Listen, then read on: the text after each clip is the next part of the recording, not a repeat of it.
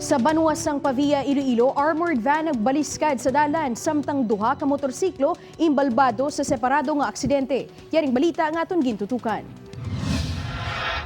Aksidente nga ginbungguan sang motorsiklo nga ginamaneho ni Paul Anthony Lerida ang duha ka mga dipang pasahero nga jeep sa barangay Ungka 2. Natukiban man sang kapulisan nga wala sang professional driver's license sa Lerida. Nag-U-turn ni mamang duha ka jeep nga di pasahero sa Ungka 2 sa may U-turn slot. Ang nabungguan isa sang motorsiklo nga single. Samtang nakaangko naman sang gasgas sa tiil ang driver sang motorsiklo sang mabungguan ng isa ka tricycle sa barangay Cabugao Norte. Ginkilala ang driver sang motorsiklo nga si Rex Canoy sang Dingle, Iloilo. Gindesisyonan sang magtimbang nga bahin nga areglohon na lang ang natabo ang aksidente. Makaduha ka beses nga nagbaliskad ang armored van nga ni kag naglabot pa sa isa ka motorsiklo sa barangay Ungka 2. Hindi mo kita daksing tama kay di pa may nasundan mo mo. Gulpi lang sa gulpi lang nagwarik ang doon na kabili ng guli lang.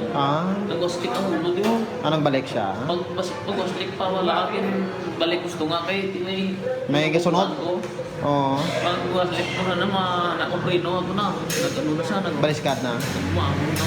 Ginkilala ang driver sa motorsiklo nga si Freddy Malbas. Bali naman ang tuong nga tiil sang angkas ni nga si Honey Jane Aberde. Pila sa ulo, abaga kag tiil naman ang naangkon sang driver sang van nga si Ronel Marte.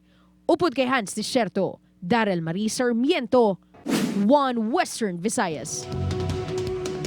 Duha ka menor de edad ang nadisgrasya sa motorsiklo matapos nagakarera sa National Highway. Natabo ang aksidente sa barangay Laginbanwa East, Numancia, Aklan.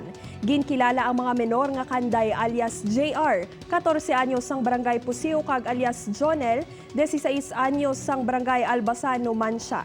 Sa inisyal ng investigasyon sang Numancia PNP, nagakarera ang duwa sakay sa motorsiklo sang hinali nga may nagliko nga van.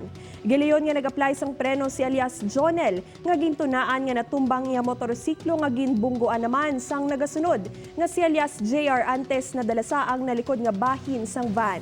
Gileyon sila nga gindala sa Provincial Hospital agud nga mabulong ang mga pilas nga ila nga naagom.